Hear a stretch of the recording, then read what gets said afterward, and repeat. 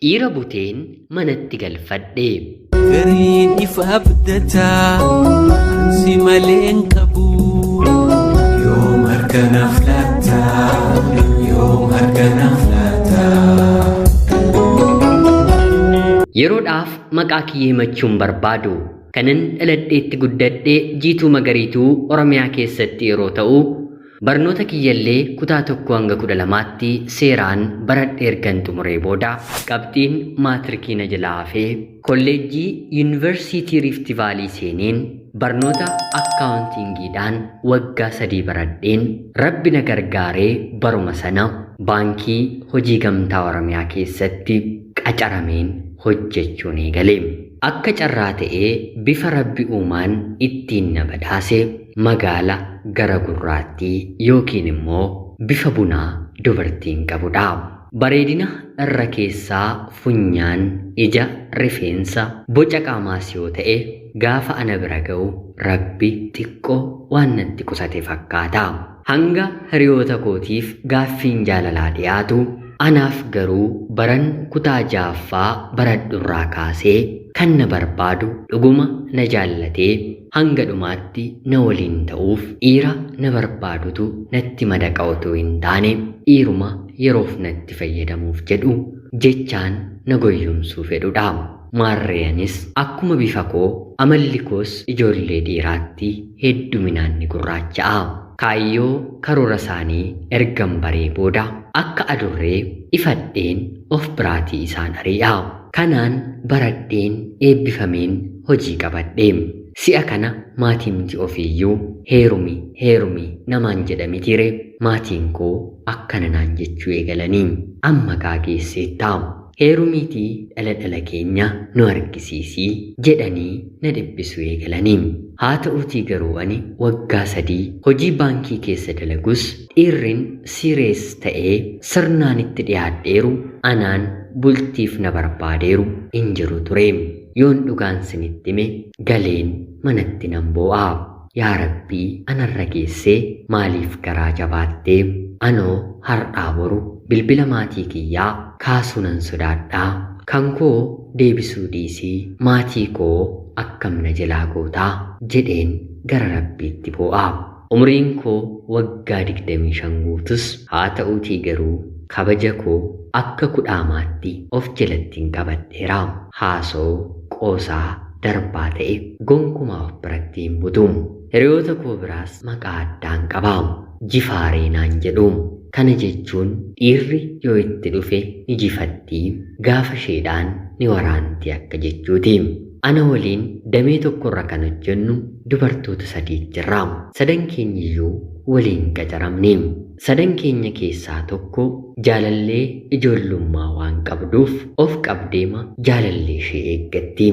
Wanta baay'ee nama inaafsistuu fi namatti toltu jaalallee ishee waliin ammuma otoo walitti hin dhufiin yeroo jaalalaarra otoo waliin jiranii maallaqa walitti qabatanii lafa bitataniiru. Bara kana jaalalaan miti erga walitti dhufaniiyyuu wal ta'anii waa godhachuun baay'ee ulfaataadha. Isaan garuu waliin qusatu. Gariin ifa abdataa si maleen qabu. Yoom harkanaaf laata, yoom harkanaaf laata. Hiriyyaan keenyi isheen tokko immoo 9 joortuudha. Dhiira barte yoo muuxatte malee homaa ittiin tolu. Miindaan nuuf bahee guyya 3 booda liqiidhaaf nu gaafatti. Dibata urgooftuu uffata faashina haaraa kan jedhamu gonkumaa ishee irratti nafu. Kaayyoon ishee gara biraa dhiira bira deemuu maallaqa isaanii jalaa dhiquudha. Abaluudhaan kana naaf bitin jedha. Abalummoo kanatti ni dha. Abalu bakka akkanaa fuudhee deemeen mee wanti kun hin bareedu jedheen gaafadha jettee nuttaasoti. Kanuma keessaa garuu nuyiidhaan waggaa 2 dursee kan qacarame itti aanaan manaajara baankii keenyaa baay'ee jaallataanii. Ishee fuudhees haadha manaasaa godhachuu ni fedha. Haa ta'uutii garuu ishiin hanga umriin kiyya waggaa 29 guutuutti hin heerumuu. Hanga sanitti basha'uun barbaadaa jettee iyyaafannoo nama qabudha. Dargaggeessi jaallatu kuni yeroo hedduu maaloo naaf gorsimee gaa'ela dhaabbadheen waliin jiraachuun barbaadaa jedhee na kadhata.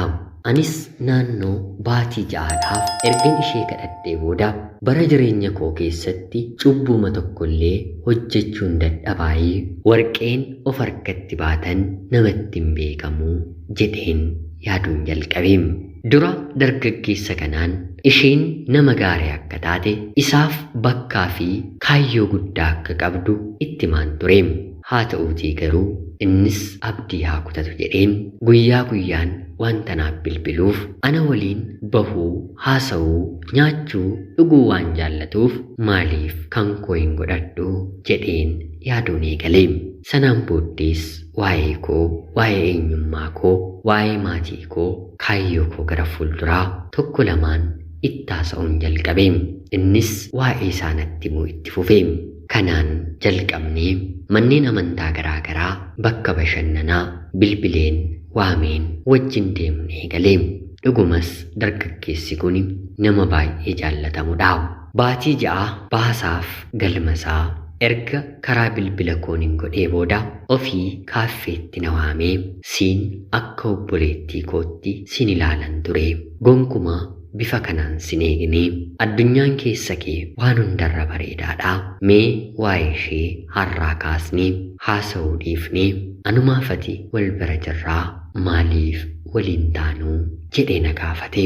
Anis akka qoosaa bilbila warra koosiifin erga jaarsa ergadhu duudhaa guutii yoo sana si waliin hin ta'a jedheen deebiseefi inni garuu dhugaasaatii natti hin qoosiinii jedhee naaf deebise. Takkaa arraba kiyyarraa waan ba'eef dubbadheeraa jedheen keessa kootti gammadaa irra kootti immoo dhuguma wanti kun dhugaadhaayi yaa Rabbii eeyyama kee naaf godhi jedheen itti naasa'ee. Booddee qoosaadha akkanaan hin jenne raawwadheen sitti argisiisa jedhee torbee lamaan dubbii kana haasofneen waraqaan gara maatii keenyaatti argame. Amanuun baay'ee natti ulfaate.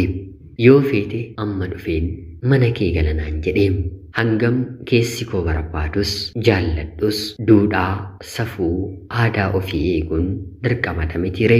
Akkuma jalqabdetti jaarsa xumuriitii yoo humna qabaanne gaa'ela gaariin, yoo humna dhabne immoo mana amantaa deemnee akka aadaa amantaa keenyaatti gaa'ela raawwannee sanaan booddee waan biraatti seennaa jedheen deebiseefi. Gochaan kun hundi baatii 4 fudhate. Kabaja kiyyas guyyaa gaa'ela kiyyaan kenneefi baay'ee tokko itti gammade. Bara kana sanuu umurii kanatti dubartiin of kabajje ni jiraatti jedheen gonkumaa yaadeen hin beekuu. Yoon si gane Rabbi naanaa ganuu jedhee jireenya waliin eegalle. Hanga kun hundumaa ta'utti jechuun gaa'elli hanga raawwatutti waa'ee keenya intalli inni jaallachaa tures hojjettoonni biiroo keessa waliin dalagnus namni beeku hin jiru. Sarpiraayis ta'anii. Haa ta'uutii garuu hiriyaan keenya waggaa 29tti malee hin heerumu jette guyyaa jalqabaa bakka hojiitti, guyyaa lammataa mana kiyya dhuftee, guyyaa sadaffaa immoo anaa fi inni kaaffee keessa bakka nyaannee dhugnutti abbaa manaa kiyya narraa fudhatte jettee nama hedduu biratti nurratti iyyite. Jechoota hedduus nurratti darbatte. Otuu danda'amee fi anaan ni himatti ture. Hundumaa reebameen kabalameen bira darbe. Otuun haga ammaatti dhiiseera ta'es inuma naannoofti malee tasgabbooftee dhiira tokko waliin jiraachuuf hin murteessitu. Har'a ergan bultii ijaarradhee waggaa 4 fixeera. Ammallee damee nu biraa jijjiirrattee waardiyaadhaa haga manaa jiraatti naannessitee qaama ishee soorti. Jireenya kiyya jeeqoo yoo barbaaddu suuraa abbaa manaa koo piroofaayilii ishee godhatti. Nama garaa taates karaa toora sooshaal miidiyaa bultii keenya jeequun ifeeti. Haa ta'uutii garuu anis abbaan manaan koos akka isa kiyyoodhaan hidhamee Rabbi walitti nu hidheera. Toora sooshaal miidiyaa isaatiin anatu haasofsiisa. Toora sooshaal miidiyaa kootiin immoo isatu haasofsiisa. Kanaan ilmaanillee horannee nama kana fakkaatu hateen bultii koo dhaabbadhee isiniin jechuun barbaada. kan ijoolleef taphaa billaachaaf lubbuu jedhama mitiire. Bara kana dhiiras durbas gaa'ilaaf ta'u argachuun baay'ee ulfaataadha. Haa ta'uutii garuu murteessee gaa'ela kan barbaadu akka kiyya yoo butan cubbuun isaa eessattidhaan dhaamsa kiyyaa'u. Ana obboleettii keessan Jiituu Magariituu Oromiyaarraa. ulfaadhaa nagaatti galatoomaa. Gariin ifa abdataa si maleen qabu yoom harkanaaf laata yoom harkanaaf laata. Yooyyaa shamaa akkam jirtu kabajamtootaaf hordoftoota qophii Oromiyaa 24. Nagaaf jaalalli tokkummaan bakka jirtan hundaatti hunda keessaniif yaa ta'u jecha guyyaa har'aallee seenaa obboleettiin keenya nuuf ergite isiniif dubbiseen hin ka'a. Akkasin irraa barattanii hubannoo cimaa ta'e tokko irraa argattan homaa shakkii tokkollee hin qabu. Obboleettii keenya seenaa kee kana nuuf qooduu keetiif guddaa galatoomisiin jecha kabajamtootaaf hordoftoonni qophii Oromiyaa 24 like, share, subscribe gochuun qophii keenya jajjabeessaa jecha seenaa jaalalaa xalayaa jireenyaa nama barsiisuu bashannansiisuu ergachuu feetan karaa teelegiraamii karaa lakkoofsa bilbilaa kiyyaa Duwwaa 937 naaf erguun irratti hirmaachuu ni dandeessu. Qopheessuuf qindeessuun isin waliin kanan ture ani gammachiista Shomeeti.